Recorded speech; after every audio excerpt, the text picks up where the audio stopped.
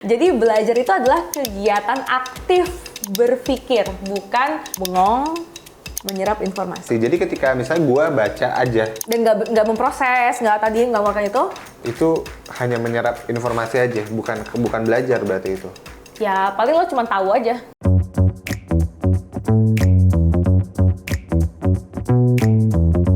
Apa aja sih yang dibutuhin supaya kita bisa adaptif? Nah, adaptif itu sebenarnya juga butuh skill. Butuh skill untuk beradaptasi. Sebenarnya skillnya itu skill dasar sih, Nang. Well, at least nih karena kacamata gue dari dunia pendidikan ya, skill dasar. Seperti contohnya skill berlogika, bernalar secara matematis. Bukan berarti lo pinter ngitung dan jago hafal rumus matematika ya, tapi lo tuh paham bernalar dengan cara matematis. Kan matematis itu kan sebenarnya kan memodelkan apa yang terjadi gitu kan. Jadi lo terstruktur gitu-gitu kan, lo bisa berpikir terstruktur. Dan juga lo bisa berlogika secara bahasa. Contohnya misalnya, kalau membaca aja ya, membaca, itu kan ada level-levelnya. Level pertama adalah misalnya ketika ada sebuah bacaan atau sebuah hal yang pengen lo pelajari, level pertama adalah lo bisa fokus atau memilih pada hal-hal yang relevan untuk kebutuhan lo. Nah, coba bayangin kalau lo nggak punya skill itu, nggak efisien kan cara belajar lo, nggak akan efektif juga gitu. Lo kan baca semuanya, nggak ada yang lo dapat gitu karena otak lo nggak bisa menyaring gitu. Nah, level kedua adalah lo bisa membuat kesimpulan dari apa yang lo baca secara eksplisit. Itu kan membantu lo belajar kan. Naik level berikutnya, level ketiga adalah lo bisa menangkap makna tersirat atau makna implisit dari bacaan yang lo baca, dan lo bisa mengintegrasikan informasi yang lo dapat dari berbagai sumber. Contoh misalnya lo baca ini, oh iya ya, ini tuh ternyata di konteks ini begini, kayak lo bisa membuat koneksi-koneksi di kepala Connecting the dots lah. Connecting the dots, itu level ketiga. Level keempat adalah lo bisa mengevaluasi ini baik, buruk, benar, salah, dan mengkritisi. Kalau salah, salahnya di sini. Kalau bagus, bagusnya karena ini. Nah, sampai level 4 ini menurut gua jadinya lo bisa survive sih. Misalnya contoh lo nggak tahu sebuah teori, padahal teori itu dibutuhkan di pekerjaan lo, atau lo nggak tahu sebuah cara atau skema atau framework atau apapun itu. Sebenarnya kan tinggal nanya aja sama AI. Atau lo googling aja. Sebenarnya kan lo tinggal tanyalah sahabat lo tuh si ChatGPT Gemini Pilot gitu kan ya. Sahabat lo panggil lah. Tapi bayangin, kalau lo nggak punya skill yang pertama tadi, melihat fokus apa yang lo mau ambil, dan yang kedua membuat kesimpulan, lo nggak bisa bikin prompt yang baik. Dan lo nggak bisa menyarikan informasi dengan baik.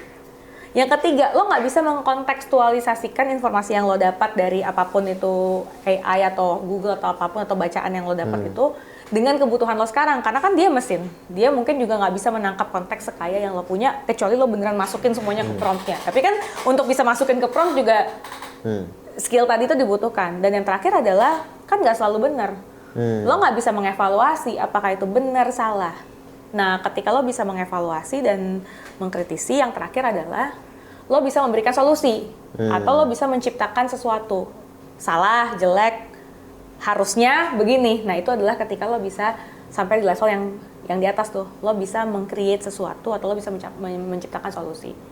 Nah, menurut gue skill kayak gitu itu tuh kepake untuk membuat lo cepat belajar hal baru. Jadi lo mau jadi generalis, lo mau jadi spesialis, kayak lo mau jadi apapun, ya lo akan cepat aja belajar hal baru. Oke. Berarti si skill tadi ini apa berarti? Jatuhnya apa, literasi atau ini apa? Namanya literasi ya. Oh, oke. Habis itu ada lagi numeracy. Yang tadi kan literasi kan tentang bagaimana berbahasa itu membangun konstruk di skill di kepala lo. Yang kedua numeracy. Kalau numeracy adalah sebenarnya lo pertama ya bisa paham konsep, misalnya konsep matematika itu apa sih? Membandingkan, mengurutkan, menjumlahkan, atau lo bisa memodelkan. Misalnya ada sebuah kejadian, lo memodelkan sehingga lo bisa bikin kesimpulan, lo bisa bikin generalisasi dan lain sebagainya. Dan yang terakhir adalah bernalar. Lo bisa kayak ya kritikal lah, lo bisa. Nah, itu tuh sebenarnya dua skill ya, skill numerasi dan literasi itu yang menjadi kayak fondasi lah yang lo bawa untuk bisa mempelajari banyak hal baru. Oke, literasi, numerasi, dan tadi bernalar ya. Bernalar tuh bagian dari bagian dari si literasi dan numerasi. Itu dasarnya dulu. Setelah let's say misalnya kita udah belajar nih. Fondasinya ya. Fondasinya udah belajar. Next step-nya tuh apa? Karena gue yakin kayaknya kalau untuk literal survive di sini kayaknya Nggak cukup tuh. more than itu ya. Iya. Tapi apa sih next step-nya tuh apa yang harus dipelajari setelah itu? Setelah itu belajar hal-hal yang sifatnya transferable skills. Transferable skills. Atau kalau gue sama teman-teman di Indonesia tuh suka bilangnya future proof skills gitu. Skill yang kayak mau ada perkembangan teknologi kayak apapun di depan sana tuh lo pasti akan butuh skill itu. Future proof tuh maksudnya apa? AI, teknologi atau lebih ke arah mana nih future-nya tuh? Contoh ya. Kalau lo jadi admin misalnya. Kan semua orang bilang, admin tuh profesi yang bentar lagi bakal gantikan oleh AI. Pertanyaannya, apa yang digantikan? Oh, mungkin bikin surat bisa dibikin pakai AI. Oh, mungkin bikin automasi semua bisa disistemkan sehingga kebutuhan admin semakin dikit. Yes. Tapi misalnya, admin itu ada pekerjaan yang sifatnya relational nggak? Human relation? Ada. Human relation bisa digantiin nggak? Sampai saat ini belum ya? At least. Iya benar juga, kita nggak tahu juga kan 50 tahun lagi. Makanya harus punya foundational skill. Itu satu. Terus habis itu kayak ya tadi komunikasi, empati. Sampai saat ini at least kita, ya gue nggak tahu sih, mungkin kedepannya bisa jadi ke arah situ ya perkembangannya. Tapi sampai saat ini kan emosi, empati itu masih manusia kayaknya nih yang punya. Jadi skill-skill seperti tadi ya, kemampuan untuk belajar karena lo punya literacy and numeracy yang bagus, lo punya problem solving, lo punya kemampuan berpikir kritis, lo punya komunikasi, lo punya kecerdasan emosi, self-regulasi yang kayak gitu-gitu, itu yang sebenarnya kepake terus apapun profesi lo maupun profesi lo berubah-ubah. Misalnya sekarang nih, gue nggak pernah jadi orang marketing, gue nggak pernah belajar marketing. Background gue sebagai peneliti, misalnya gue belajar framework ABCD atau mengkomunikasikan riset, gue tahu bahwa gue harus misalnya punya memperhatikan framework-framework tertentu. Gue masih bisa menggunakan kacamata ini untuk misalnya memberikan input kepada divisi marketing misalnya, karena itu transferable. Ya tentu saja teorinya gue nggak tahu, tentu saja teorinya gue harus belajar lagi, tapi si transferable ini bisa dijadikan kayak proses berpikir framework berpikir gue, kira-kira gitu. Si transferable skill itu doesn't mean future proof skill ya, kalau yang tadi lu dan teman-teman Talnesia mention ya? Itu future proof. Future proof skill ya? Iya, mungkin tambahan satu laginya adalah melek teknologi. Melek teknologi. Karena kalau di zaman sekarang yang future proof juga jangan menutup mata ya, kalau lo literasi lo bagus, numerasi lo bagus, tapi lo nggak pernah pakai laptop, nanti lo gagap ya sama aja bohong. Jadi melek teknologi, ngikutin terus perkembangan teknologi, digital literate lah ya, secara terliterasi lah dengan teknologi. Jadi literasi teknologi, literasi, numerasi, itu membuat lo menjadi bisa lebih belajar cepat. Lalu terus habis itu lo harus punya tadi misalnya emosi lah, komunikasi, empati dan lain sebagainya. Kalau dari yang gua bisa simpulkan ya untuk saat ini berarti kita butuh foundational skill dulu, habis itu kita belajar tentang transferable skill-nya ya, yang gimana kita perkembangan zamannya kayak gimana pun kita tetap bisa adapt sama gitu kan. Betul. But the thing is dari beberapa case yang gue temukan juga ya, termasuk apa yang terjadi sama teman-teman gue juga gitu, beberapa dari mereka, kebanyakan dari mereka itu akhirnya juga bisa digantikan tuh kerjaannya sama AI lah, bahkan mereka pun akhirnya jadi sulit untuk dapat kerja lagi, gitu karena ya skillnya tuh kalau ibaratnya kalau dinilai tuh skill lu tuh sebenarnya udah diganti nih sama AI, something like that kayak gitu ya. Nah sebetulnya tuh apa sih yang akhirnya menghambat mereka untuk bisa mempunyai si transferable skill itu?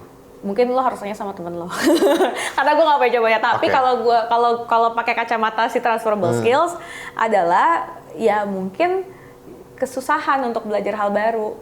Karena kan bukan berarti ketika lo punya transferable skills tuh lalu kemudian lo nggak transferable skills itu nggak dipakai buat belajar sesuatu ya, enggak ya. Maksudnya transferable skills itu dikuasai dengan sangat baik sehingga lo bisa pakai itu untuk belajar apa yang relevan untuk lo sekarang dan lo akan terus belajar gitu kan.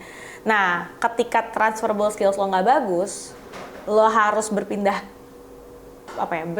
skill, itu jadi susah untuk berpindah skill tersebut. Ada nggak sih sebenarnya semacam karakteristik suatu skill itu bisa ditransfer atau enggaknya? Ada nggak sih kayak karakteristik umum yang biasa lu temukan dari secara polanya atau patternnya gitu? Semoga gue bisa menjelaskan dengan sebenarnya dalam proses kita berpikir itu kan kita ada beberapa level berpikir. Oke, level berpikir ya? Ya, misalnya gue lagi berpikir tentang pekerjaan ini. Tapi di saat yang sama, kalau gue biasa menggunakan transferable skills gue dengan baik, gue bisa juga di saat yang sama memikirkan apakah gue berpikir benar atau salah. Itu namanya metakognisi. Oke. Mengevaluasi apakah gue berpikirnya dengan cara yang benar atau salah. Nah, menurut gue transferable skills tadi yang kayak bernalar, mengevaluasi, berefleksi dan lain sebagainya, itu tuh levelnya di situ, level metakognisi gitu. Mungkin tandanya gini kali ya, ketika lo bisa, gue mentok nih, lalu lo bisa bertanya pada diri lo sendiri, nih gue cara mikirnya udah bener belum ya? Cara kerja gue udah bener belum ya? Atau kira-kira gue harus belajar apa ya supaya gue dari nggak bisa jadi bisa? Itulah tandanya transferable skills lo atau logika lo udah jalan. Kalau gitu bisa kita bilang ya, sebetulnya kita belajar dan berefleksi itu betul-betul menjadi kunci ya untuk gimana kita bisa adapt ya di sini. Tapi di beberapa case pun juga gue sering lihat nih ada orang yang udah belajar bahkan sampai sering ikut bootcamp lah, ikut apalah, baca buku, baca ini dan lain sebagainya. Tapi dia masih tetap aja kalau berhadapan langsung dengan case di dunia kerja itu masih susah. Padahal dia udah belajar gitu. Kayak sebetulnya tuh apakah ada semacam teknik belajar tertentu gitu yang mungkin bisa membantu kita gitu ya untuk belajar si transferable skill ini. Karena dari beberapa case yang gue temukan pun orang udah belajar pun ya masih belum cukup juga dia untuk bisa survive gitu. Mungkin definisi belajar itu apa? Kapan lo bisa bilang kalau lo belajar? Kalau misalnya gue membaca sesuatu, sebenarnya kalau based on your definition ya, gue baca sesuatu misalnya, itu udah termasuk belajar belum sih sebenarnya? Tergantung. Kalau lo baca kayak ini ada gelas, semua informasi dari buku itu lo masukin ke dalam gelas, masukin gitu aja, itu namanya menyerap informasi. Oke. Tapi misalnya lo baca, habis itu lo gunakan tuh tadi level membaca tadi yang gue bilang, lo tahu mana area yang lo harus fokuskan, mana yang penting, mana yang enggak, lo bisa memilah, lo kemudian membuat kesimpulan, habis itu lo mencoba mengkoneksikan informasi yang gue baca ini relevan apa enggak, relevannya untuk apa, dan lain sebagainya. Habis itu lo mengevaluasi, kira-kira ini konteksnya cocok nggak ya sama konteks gue sekarang, atau ini benar apa salah, atau ada nggak sih pandangan lain yang, kalau lo melakukan itu semua, proses berpikir itu semua, itulah yang dinamakan belajar. Jadi belajar itu kan kata kerja ya, belajar gitu maksud gue, bukan diem aja gitu, bukan diajarin gitu, kan namanya juga belajar gitu ya, aktif gitu ya. Jadi belajar itu adalah kegiatan aktif berpikir, bukan bengong menyerap informasi.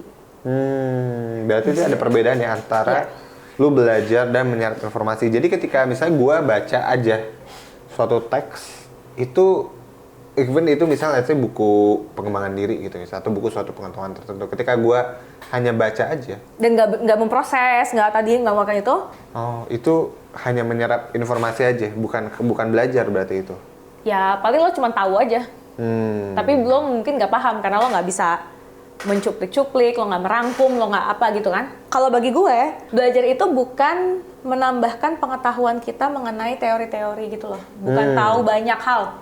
Belajar itu tuh indikatornya bukan jadi tahu banyak hal, tahu banyak teori, bukan. Tapi justru belajar itu adalah proses ketika kita mengalami, merefleksikan, memikirkan hal tersebut, sehingga bahkan kita bisa semacam kayak bikin ala-ala teori kita sendiri. Menciptakan teori sendiri, versi sendiri. Bukan kayak menciptakan teori Einstein ya, bukan. Tapi maksudnya kayak, gue tahu, misalnya contoh kalau sederhana tuh misalnya, cara bikin sosial media yang bagus, kontennya yang efektif seperti apa sih gitu. Misalnya udah ada banyak kan di luar sana, lo baca tuh, sosial media yang efektif A, B, C, D, F, G gitu. Tapi kalau lo baca doang kan lo cuma mengoleksi doang kan, mengoleksi informasi tersebut.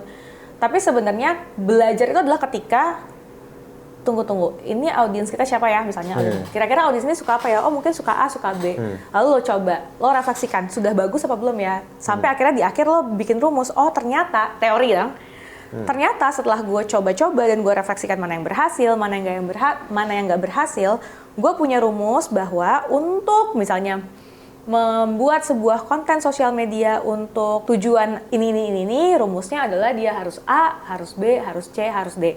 Itu adalah teori, dalam tanda kutip, yang merupakan indikasi bahwa kita sudah belajar. Tujuan utama yang seharusnya difokuskan untuk dicapai itu adalah bukan menambah teori, menambah pengetahuan tentang teorinya, tapi melatih dan gimana akhirnya orang tersebut bisa create something, bisa menciptakan sesuatu dari situ ya. Benar. Transferable skills menurut gue penting untuk lo punya, karena mau jadi generalis atau spesialis, kita harus bisa mengikuti perkembangan itu. Mau generalis, mau spesialis, kayak mau apapun, ya transferable skills-nya punya dulu.